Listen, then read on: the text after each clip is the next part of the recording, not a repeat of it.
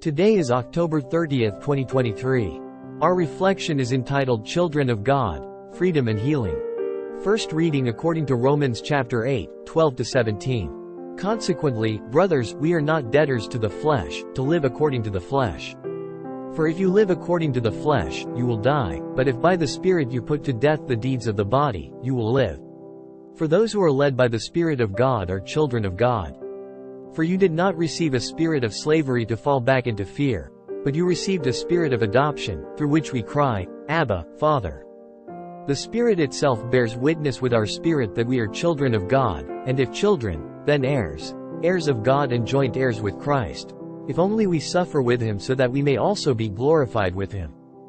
Holy Gospel of Jesus Christ according to St. Luke chapter 13, 10-17. Jesus was teaching in a synagogue on the Sabbath. And a woman was there who for 18 years had been crippled by a spirit.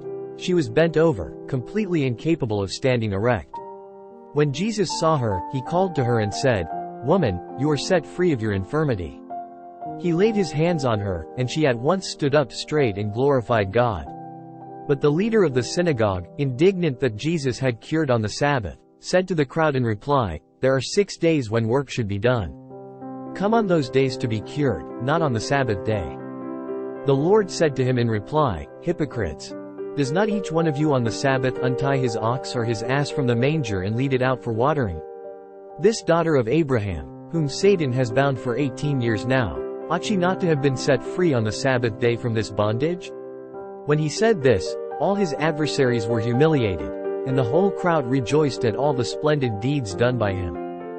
In today's readings, we find the powerful message of our identity as children of God and the freedom and healing that flow from this truth. The reading from Romans conveys that we have received the spirit of adoption, enabling us to address God as Abba, Father.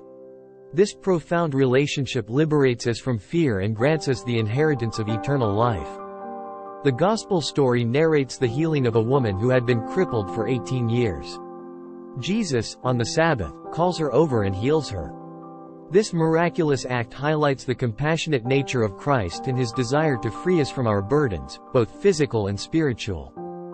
These readings encourage us to embrace our identity as children of God, understanding that this relationship offers freedom and healing. We are invited to approach God with the intimacy of a loving child, unburdened by fear and anxiety. In the example of the healed woman, we see Christ's capacity to mend our brokenness and make us whole. Today, I will remember and embrace my identity as a child of God, recognizing the freedom and healing it brings. I will approach God in prayer with the intimacy of a loving child, unburdening my fears and concerns, and seeking his guidance. I will also look for opportunities to extend compassion and support to those burdened by physical or spiritual ailments, following the example of Jesus in the Gospel. If you found this video meaningful, I invite you to show your support by hitting the like, subscribe and share button, as this will help us reach more people with these reflections. Together, we can create a community that seeks wisdom and spiritual growth.